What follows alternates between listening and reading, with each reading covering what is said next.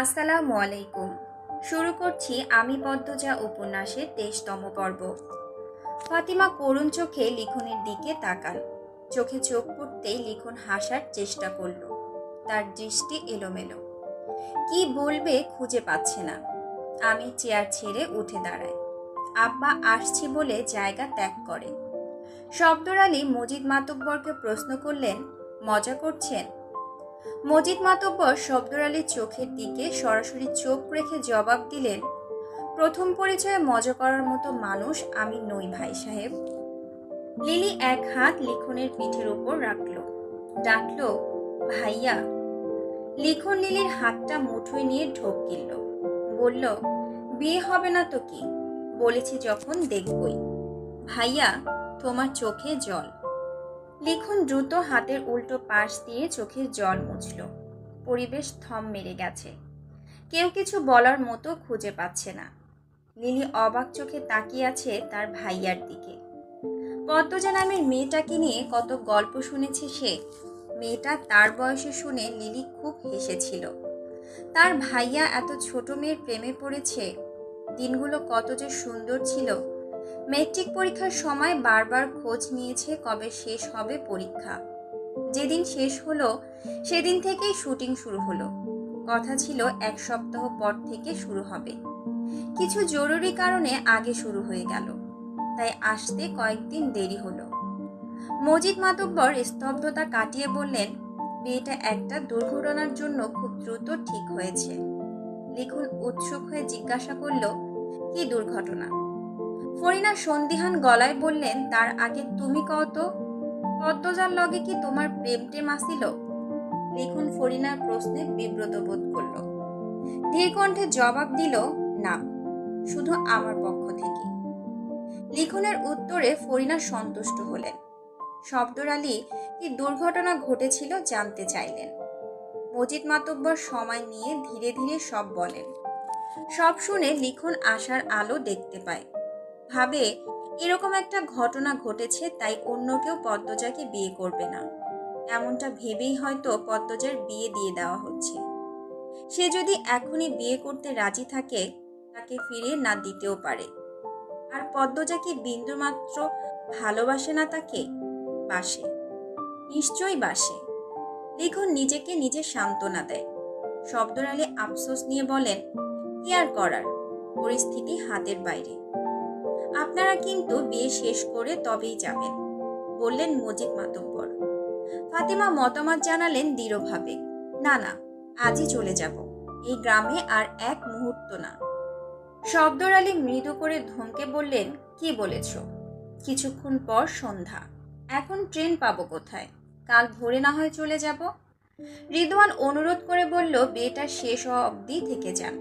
দেখুন, মেহমান হয়ে এসে অপ্রত্যাশিত খবর শুনলেন, এজন্য খারাপ লাগছে, কিন্তু কিছু তো করার নেই। মেয়েটা জলে ভাসবে বিয়েটা না হলে।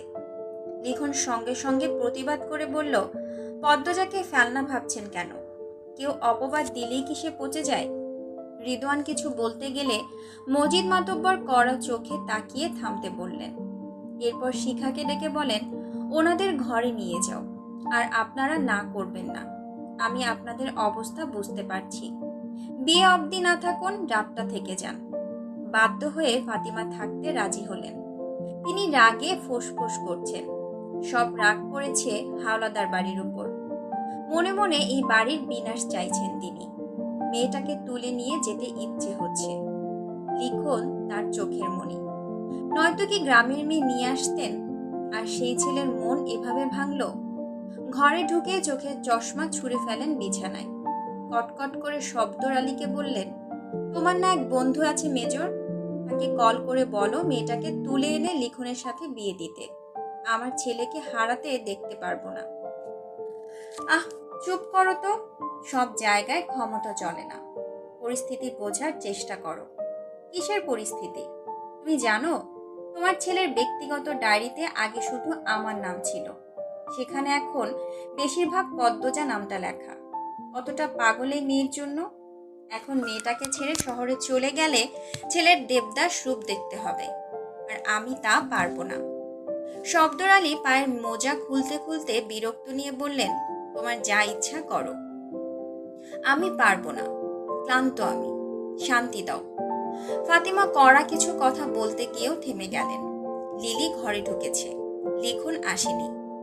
আমেনা লিলিকে বললেন, লিখন কোথায়? কি জানি, ভাইয়া ব্যাগটা আমার হাতে দিয়ে বেরিয়ে গেছে। রোদের কঠিন রূপ শীতল হয়ে এসেছে, মৃদু বাতাস বইছে, তবুও লিখন ঘামছে। সে পদ্মজাদের বাড়ি যাচ্ছে। আতঙ্কে ঠোঁট শুকিয়ে কাঠ, মাথায় শুধু কয়েকটা প্রশ্ন ঘুরপাক খাচ্ছে। আমি কি পাগলামি করছি? এত আয়োজন ভেঙে কি আমার হাতে তুলে দিবেন পদ্মজাকে? পদ্মজা আমাকে দেখলে কি কাঁদবে? ভালোবাসিনি একটু, মায়া নিশ্চয় জমেছে। এখন আকাশের দিকে তাকিয়ে মনে মনে আল্লাহর কাছে অনুরোধ করে, আল্লাহ, সব যেন ভালো হয়। পূর্ণা বারান্দায় চেয়ার নিয়ে বসে আছে। বাড়ির পিছনে গীত গাইছে অনেকে, সাথে তাল মিলিয়ে দুই বুড়ি নাচ করছে। পুরো বাড়ি সাজানো হচ্ছে রঙিন কাগজ দিয়ে। উঠানের এক কোণে লাল বড় গরু বাঁধা, বিয়ে উপলক্ষে জবাই করা হবে। চারদিকে এত আনন্দ পূর্ণার মন ছুঁতে পারছে না। প্রথমত, সে মানসিকভাবে বিপর্যস্ত, কিছুতেই স্থির হতে পারছে না। দ্বিতীয়ত, পদ্মজার জন্য লিখন ছাড়া অন্য কাউকে তার পছন্দ হচ্ছে না। সব মিলিয়ে সে বিরক্ত। চোখ ছোট করে বাচ্চাদের খেলা দেখছে, হুট করে চোখে ভাসে লিখন শাকে। পূর্ণা দ্রুত চোখ কষলে আবার তাকায়। সত্যিই তাই, খুশিতে আত্মহারা হয়ে পড়ে সে। হন্তদন্ত হয়ে ছুটে যায় পদ্মজার ঘরে। পদ্মজার কানে কানে গিয়ে বলে, লিখন ভাই আসছে, তুমি কিন্তু পালিয়ে যাবে আপা, এই বিয়ে কিছুতেই করবে না। কথা শেষ করে খুশিতে আবার ছুটে যায় বারান্দায়। এমন দিনে লিখনের উপস্থিতি পদ্মজাকে অপ্রস্তুত করে তোলে। গলা শুকিয়ে দম বন্ধ হওয়ার উপক্রম। লিখন বাড়িতে ঢুকে অবাক হয়ে সব দেখে। কত আয়োজন, কত মানুষ। তার স্বপ্নের রানী পদ্মজার বিয়ে, কিন্তু তার সাথে না। ভাবতেই লিখনের বুক ছ্যাদ করে উঠল। মেয়েরা খুব আগ্রহ নিয়ে সুদর্শন লিখনকে দেখছে। লিখন পূর্ণাকে বারান্দায় দেখে এগিয়ে আসলো। প্রশ্ন করল, কেমন আছো পূর্ণা? পূর্ণা খুশিতে উচ্চকণ্ঠে জবাব দেয়, ভালো, খুব ভালো। ভাইয়া আপনি? পূর্ণা থেমে গেল। অনেকে তার উচ্চ গলা শুনে তাকিয়ে আছে, তাই পূর্ণা চুপসে গেল। আস্তে আস্তে বলল, এত দেরিতে আসলেন কেন? আপার তো বিয়ে, আপনি আপাকে নিয়ে পালিয়ে যান। পূর্ণার এহেন কথায় লিখন হাসে। আদুরে কণ্ঠে জানতে চাইল, আন্টি কোথায়? পূর্ণা ঝটপট করে বলল, আপনি আসুন ঘরে, আমি আম্মাকে নিয়ে আসছি। লিখনকে সদর ঘরে বসিয়ে পূর্ণা ছুটে গেল রান্নাঘরে। হেমলতা রান্না করছিলেন, পাশে অনেকে আছে। পূর্ণা ইশারায় বাইরে আসতে বলে। হেমলতা হাত ধুয়ে বেরিয়ে আসেন। পূর্ণা ফিসফিসিয়ে বলে, লিখন ভাই আসছে। কোথায়? বসতে দিয়েছিস? হ্যাঁ দিছি, তুমি আসো। হেমলতা ব্যস্ত পায়ে হেঁটে সদর ঘরে আসেন। এসে দেখেন দুজন বয়স্ক মহিলা অনবরত লিখনকে প্রশ্ন করে যাচ্ছে। সে কই থেকে এসেছে, এ বাড়ির কি হয়, পদ্মজার মতো চোখ কেন, পদ্মজার আসল বাপের ছেলে নাকি, এমন আরো যুক্তিহীন কথাবার্তা। হেমলতা সবাইকে উপেক্ষা করে লিখনকে বলেন, লিখন, তুমি আমার সাথে আমার ঘরে আসো। লিখন হাঁপ ছেড়ে বাঁচে। হেমলতার পিছু পিছু চলে যায়।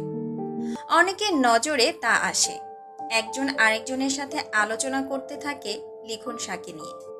সবাই ভেবে নিয়েছে পদ্মজা যার সন্তান, এই ছেলেও তার সন্তান। এজন্যই সবার মাঝ থেকে তুলে নিয়েছে, নয়তো কথায় কথায় ধরা পড়ে যাবে। লিখনকে মোড়ায় বসতে দিলেন হেমলতা।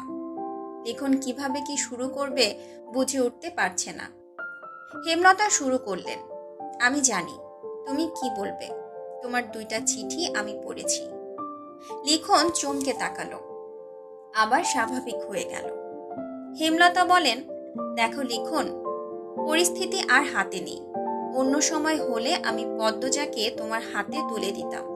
তুমি নম্র, ভদ্র, বুদ্ধিমান ছেলে, কমতি নেই কিছুতেই, কিন্তু এখন তা সম্ভব নয়।